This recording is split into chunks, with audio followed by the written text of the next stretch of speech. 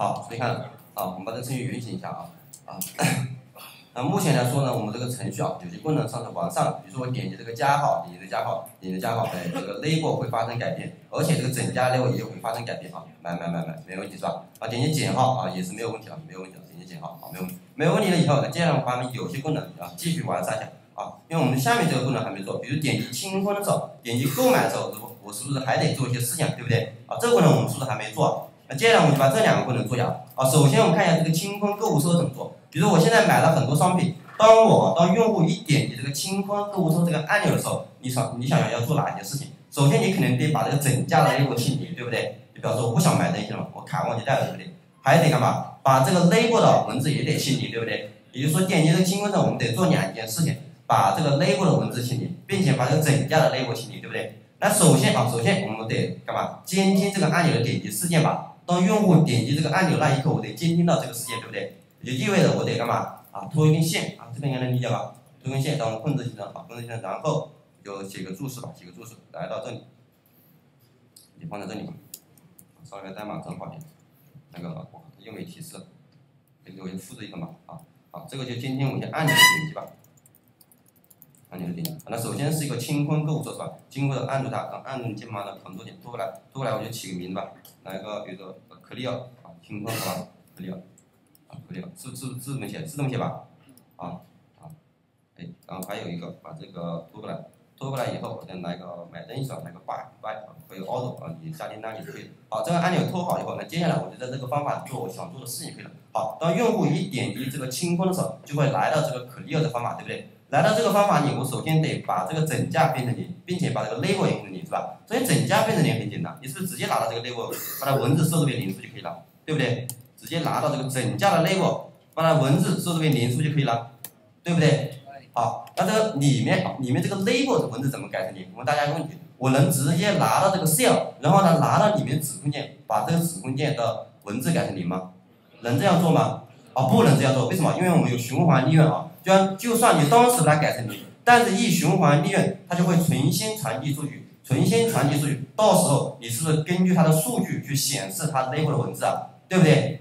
所以我们这里还是两大步首先得干嘛？修改模型，然后呢刷新表格是吧？这个修改模型现在就用最直接的做法我就变异所有的模型，我所有的模型在哪里？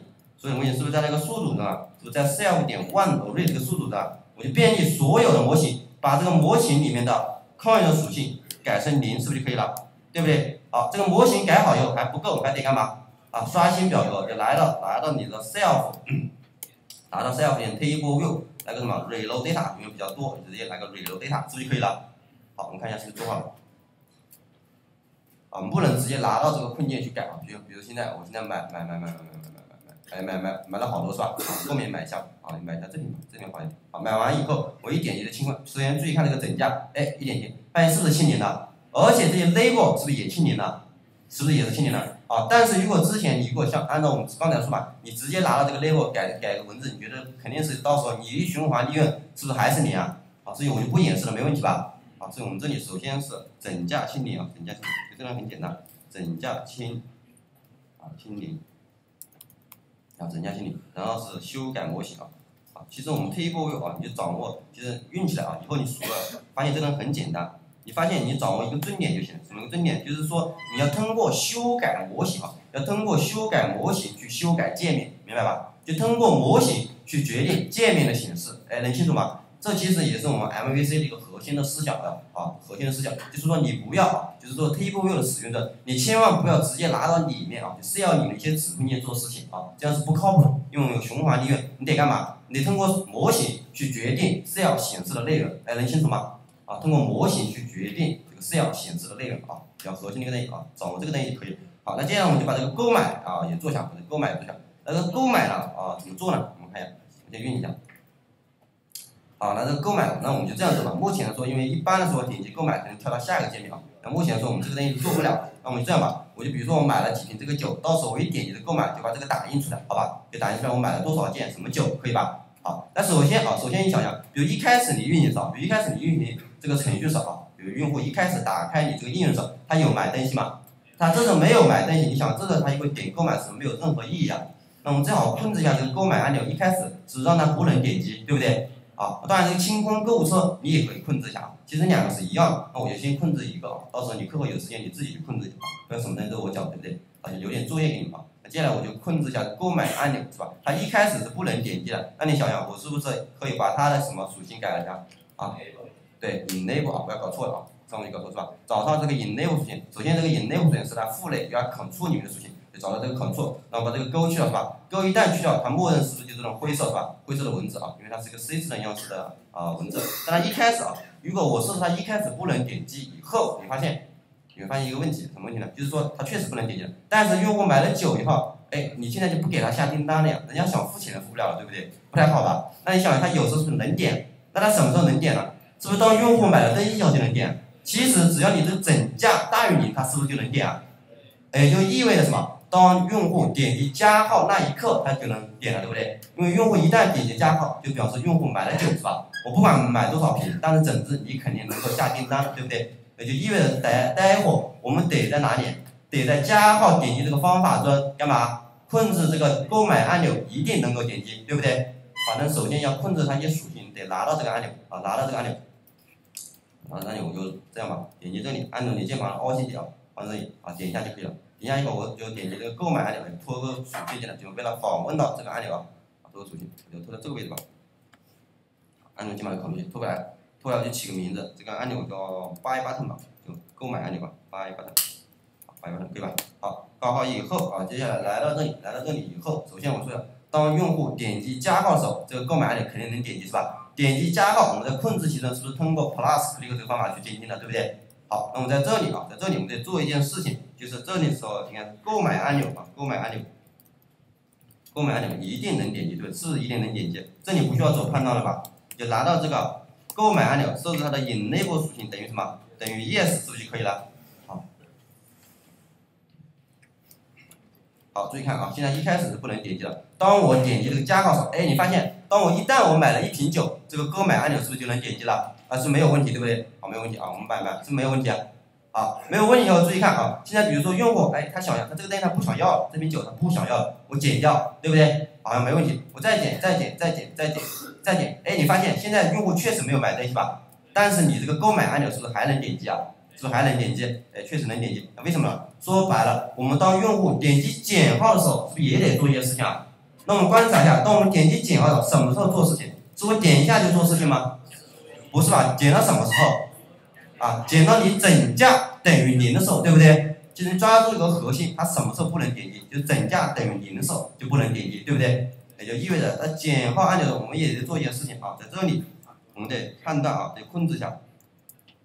控制我们的控制我们的购买按钮啊是否能点击啊？是否能点击？明白吧？这种得做个判断，系统可以直接拿到我们的 Buy Button， 它的 enable， 我们分享它什么时候能点击？是不是你这个整价大于0的时候，对不对？啊，比如说这个写括号，这样写也行，这样写也行啊，这个能看得懂吧？就是说怎么读这句话，你可以这样读，哎，我们这个购买按钮什么时候能点击？整价大于0的时候，那就相当于你整价因为等于0或者小于0，是不是就不能点击啊？啊，是不是一个意思啊？哎，能理解吗？就相当于你写了if else 判断，哎，清楚吧？好，注意看，现在当我买，哎，买了好几瓶酒，哎，去买，哎，买完以后确实能点击，哎，能下订单是吧？好，当我减，哎，确实能点击，再减，哎，不想要了，减，啊，注意看了，减，哎，是不是就不能点击了？对不对？好，那这个搞好了以后啊，我们继续再看一个问题，比如我现在继续买几瓶酒，买了几瓶酒以后，现在我不想要了，对不对？不想要，但是呢，我直接清空掉，明白吧？我直接把这个清空掉，哎，你发现现在整价是不是等于0？但是你的购买按钮是不是还能点击啊？哎，看见没？为什么能点击啊？说白了，当我们点击清空按钮的时候，我也得控制购买按钮是否能点击，对不对？其实只要你清空购物车，这个购买按钮一定不能点击，对不对？是不是一定不能点击？那我们清空购物车是不是来了这个 clear 的方法？在这个方法呢，我们再做一件事情啊，就是我们购买按钮。购买就是一个小的逻辑嘛，应该能明白吧？购买按钮我们不能点击啊，不能点击，一定不能点击是吧？因为我们都清空了，你就拿到这个 self 点 buy button 它的 enable 等于什么 no， 是不是就可以了？好，那现在就没有什么问题啊。这个等于这个按钮的一些状态也相当于控制好了。控制好了以后啊，接下来我们就把这个功能做掉。比如说用户买了几瓶酒以后，我接下来想打印这个酒是吧？那打印的方式，我现在用最直接的方式吧，我就便利我所有的模型啊，便利所有的模型。你想我所有的模型是不是在那个数组上啊？1/3，你现在就采用最直接的方式，是来个 self 点 one array， 我所有模型是不是在这里？我这里你想想，我是不是可以做个判断？如果你 one 的抗原的属性大于0，大于0是这样写就可以了，对不对？对不对？如果你大于0，就表示这瓶酒用户是不是买了，对不对？那既然用户买了这瓶酒，我就把这瓶酒打印出来，没问题吧？好，没问题，就表示说购买了多少啊？应该多少？这个是第吧？多少件嘛？多少件？好，多少瓶？啊，多少瓶吧？酒是瓶是吧？多少瓶什么酒？对吧？好，那多少瓶是不是你这个就是你这个模型的，抗原的属性，对不对？啊，抗原属性，那你什么名字是不是有一个1点什么 name 是不是就可以了？1点 name， 好，运行一下。你看啊，现在我买了买了3瓶，买2瓶这个酒，2瓶这个酒，2瓶这个酒，这个买3瓶吧，不一样，买5瓶吧，好，这就好喝一点是吧？好，一点击这个购买，哎，发现确实有打印是吧？而且我们对照一下，是不是我们想要的一个结果？是不是确实购买了2瓶这个酒，2瓶这个酒，还有5瓶这个酒，没问题吧？对不对？我在下面再买一瓶吧，看有没有什么循环利用的问题。我放在这里，这个东西你多测试下去，就再买3瓶这个酒，好，我把这个清掉，清掉以后啊，我再点击这个购买，哎，你发现确实是购买了2件这个，2瓶这个，5瓶这个，3瓶这个是吧？啊，对比我们这个是不是没有问题是吧？哎，是没有问题啊。啊，所以这里其实就是我们就是打印啊，就打印，其实就打印购买的酒，购买的酒是吧？购买的酒。好，那说完这个了以后，其实我们这种做法确实能够达到我们的需求，但是呢，它有些小的性能方面的问题啊。有什么性能方面的问题？我们观察一下什么性能问题。比如说有一种可能，我只买了1瓶这种酒，只买了1瓶这个酒是吧？但是当我点击购买的时候，注意看，当我点击购买的时候，我们做了什么事情？我是不是便利所有的模型啊？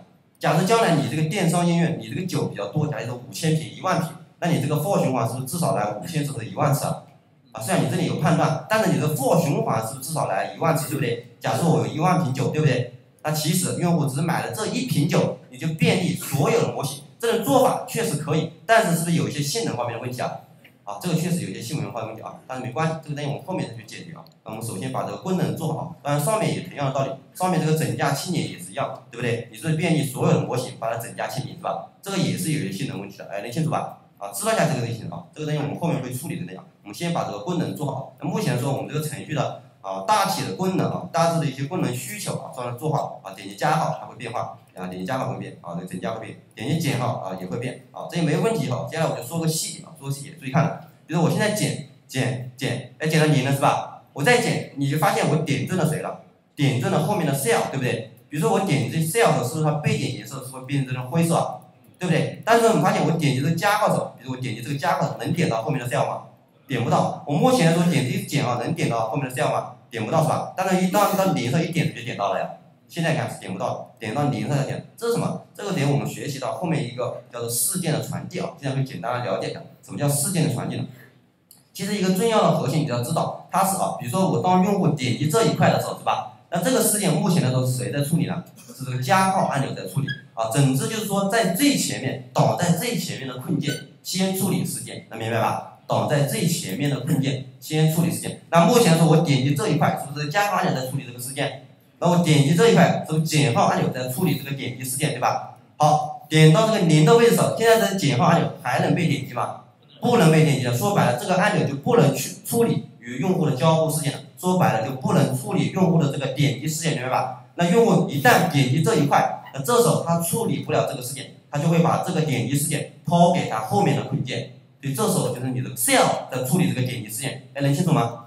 所以这是一个简单的事件传递就是说挡在最前面的困件先处理这个事件所以说其实这也是我们想要的要求，想要的需求。你想，你点击加号，你不是让他点击 cell 是吧？你点击加号就点加号是吧？你点击 cell 你就点击这一块嘛，是不是就行了是吧？这个刚好也是我们希望的一个效果是吧？这个事件传递我们后面会讲，现在简单了解就行这个就是我们这个应用大致的功能大体的功能已经做好这个关于这个性能问题呢，我们待会儿解决吧。